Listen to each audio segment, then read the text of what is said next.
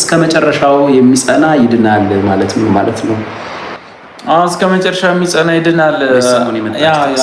አውዱ የተጻፈው የት ጋር? ማቴዎስ ወንጌል አይደል 24 አይደለም? እህቴ መሰለሽ መሩ ጥሩ ነው፣ ይጠቅማል። ግን ቦታው የተጻፈው አውዱ እነማንና ስለማን ነው መቼ የሚፈጸም ነገር ነው? ይኸውልሽ እኛ አማኞች ነን፣ ኦልሬዲ አምነን እና እንነጠቃለን። ጌታ ወይ ዛሬ ምሽት ይሆናል ወይ ነገ ይሆናል፣ አናቅም በስንት ሰዓት ላይ ድንገት እንነጠቃለን። ስንነጠቅ በዚህ ምድር ላይ ለ7 ዓመታት ታይቶ ማይታወቅ ታላቁ መከራ ይመጣል። ታላቅ መከራ 7 ዓመት ሙሉ ምድር ቀውጢ ነው የምትሆነው። የ7ቱ ዓመት ሁለተኛው አጋማሽ 3 ዓመት ተኩል ማለት ነው። ትልቅ መከራ የሚመጣው በእስራኤል ልጆች ላይ ነው። አሁን እስራኤል የሚባሉ ምድራቸው ላይ እየተከማቹ ያሉት እነ ቤንያሚን ኔታንያሁ የሚመሩት ሀገር እነሱ ላይ ማለት ነው። እኛ ከተነጠቅን በኋላ ያለው 7 ዓመት ዓለም ላይ ሁሉ መከራ ሲያመጣ፣ ሁለተኛው አጋማሽ ግን እስራኤል ላይ እሱም ታላቁ ያዕቆብ መከራ ይባላል። ታላቁ ያዕቆብ መከራ በኤርምያስ መጽሐፍ ላይ ማለት 12ቱ የእስራኤል ነገዶች አይተውት ዓለም ከተፈጠረ ጀምሮ እንግዲህ ከዚህ ፊት ሂትለር ጨፍጭፏቸዋል፣ ቦናፓርቴ ጎርቷቸዋል፣ ስታሊንም ጨፍጭፏቸዋል። ግን ከዚህ በፊት ዓለም ምን እነ ባቢሎን ሁሉ ብዙ ጨፍጭፏቸዋል። ግን ዓለም ከተፈጠረ ጀምሮ ሆኖ የማያውቅ መከራ ኢየሱስ 3 ዓመት ተኩል ነው የሰበካቸው፣ የለመናቸው እምቢ ብለዋል። የ7ቱ ዓመት ግማሽ 3 ዓመት ተኩል ነው። ሂሳባቸውን ያወራርዳሉ። ከእስራኤል ሕዝብ 2/3 ይገደላል። የመንግስቱን ወንጌል የሚሰብኩ ቅሬታ አይሁዶች ይነሳሉ።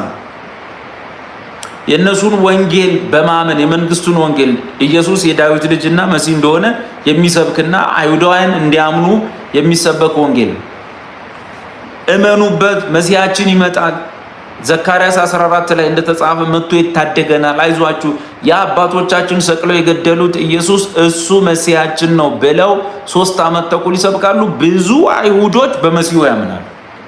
እነዚህ በመሲሁ ያመኑ አይሁዶች 3 ዓመት ተኩል እስከ መጨረሻው ከጸኑ በ7ቱ ዓመት ማለቂያ ወይም በሁለተኛው 3 ዓመት ተኩል ማለቂያ ላይ ከሚመጣው የመሲሁ መቅሰፍት ይድናል።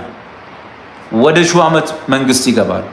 እስከ መጨረሻው የሚጸና እስራኤላዊ 3 ዓመት ተኩል እዛ ስታነቡ ምናልባት እኮ ቢያንስ እናንተ እንዳይደላችሁ የሚያሳይ ክርስቲያኖች እንዳይደለም የሚያሳይ ቀላል ነገር ልንገራችሁ።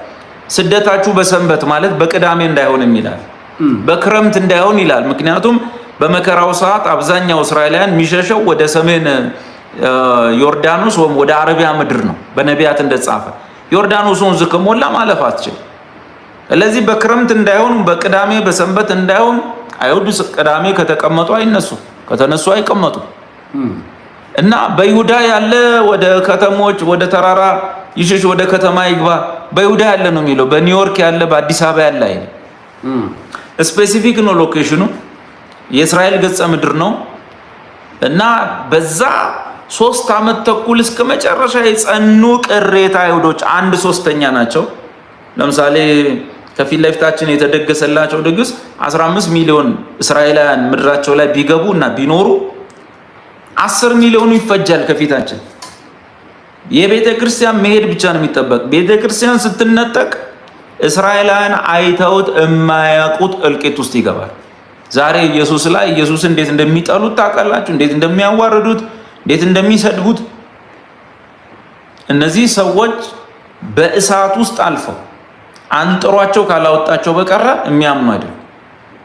በነቢያት እንደተጻፈ ያነጥራቸዋል ነው የሚለው። ያነጥራቸዋል፣ በኃይል በጭካኔ ነው መነክስባችሁ ብሏል። 3 ዓመት ተኩል የለመናቸው ኢየሱስ ማለት። ስለዚህ ያንን ነገር ሲያል 2/3 እስራኤላውያን ሲሶ ከተገመሰ በኋላ 1/3 በሮሜ 11 ደግሞ ቅሬታ ይለዋል።